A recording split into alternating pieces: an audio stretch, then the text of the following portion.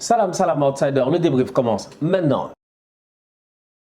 Le Bayern Munich l'emporte aujourd'hui 3-2 dans le classiqueur allemand. On va être très sérieux, top performance de la part des Bavarois, mais top performance de la part aussi des gars de Dortmund. Parce que sincèrement, ce match-là aurait dû finir 3-3, il aurait dû finir 2-2. En tout cas, ça aurait dû finir dans un match nul. Je suis désolé, Dortmund ne mérite pas de perdre ce match-là face au Bayern. Tu me diras, est-ce que le Bayern mérite de gagner ce match-là? Je te dirais peut-être bien. Mais d'un autre côté, je réitère encore une fois, Dortmund ne mérite pas forcément de perdre ce match-là. Le penalty qui est sifflé sur Mats Hummels, on va commencer par ça, je le trouve sévère.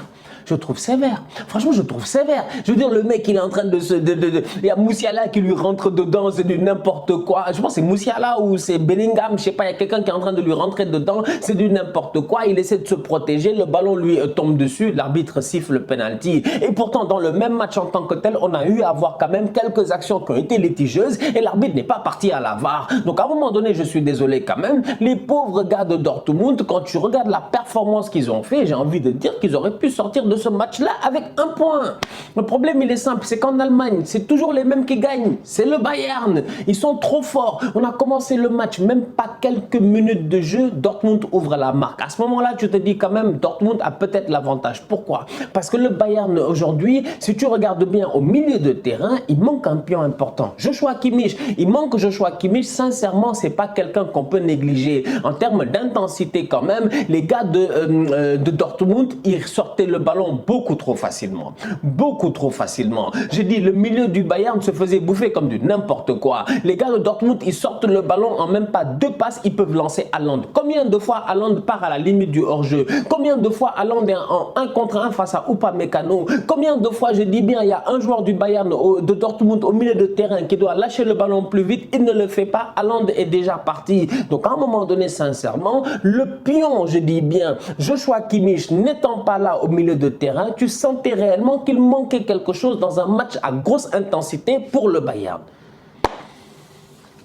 Ça ne change rien dans ce qui s'est passé dans le match.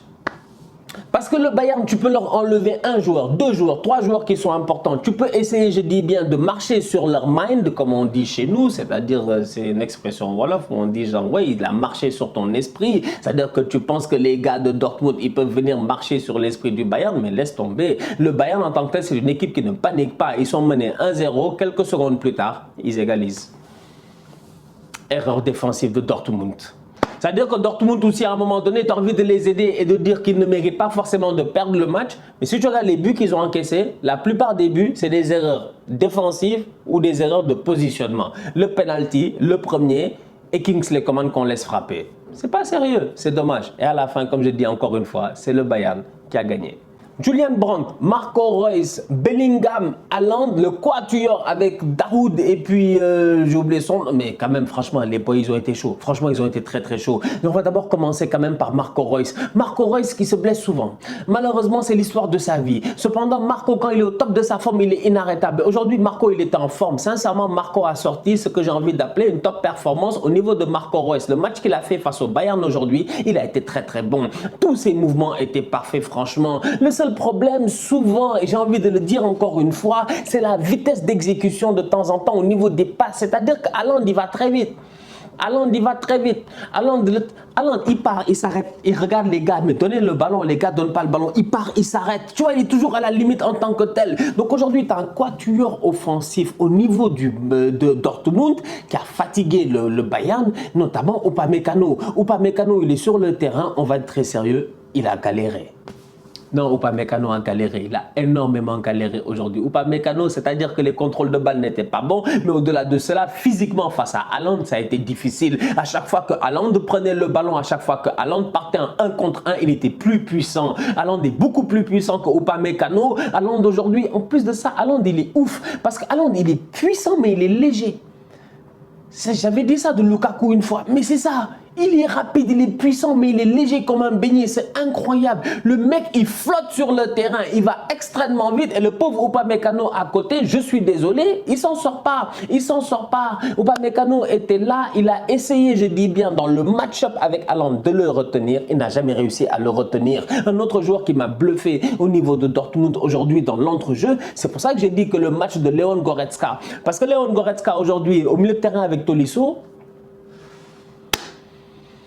J'ai connu mieux de Goretzka en termes d'intensité, tout ça, j'ai connu mieux. C'est pour ça que je dis que Kimmich, il leur a manqué. Tu sens qu'il manquait quelqu'un pour ratisser, quelqu'un pour récupérer, franchement. C'est-à-dire que le Bayern, ils veulent attaquer à outrance et après, dès qu'ils se font contrer, ils sont morts. Parce qu'en face, t'as Bellingham, top player.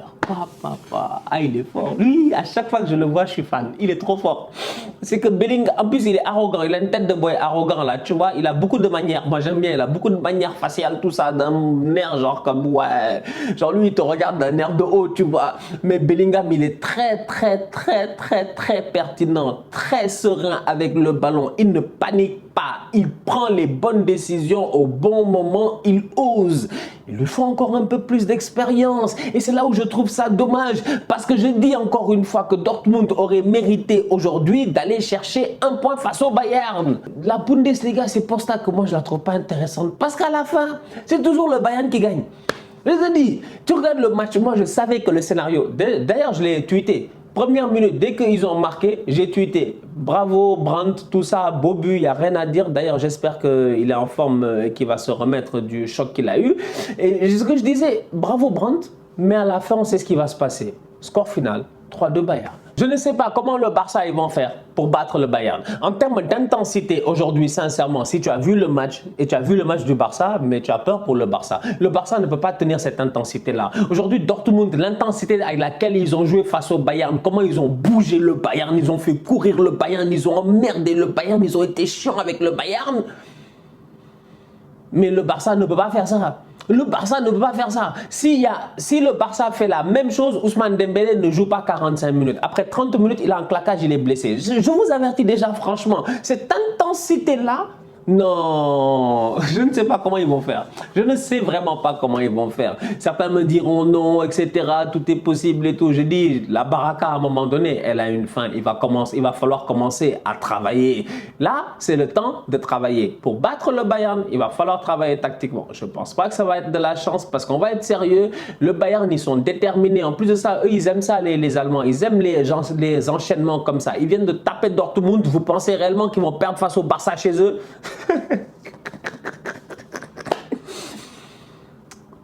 Les anciens savent.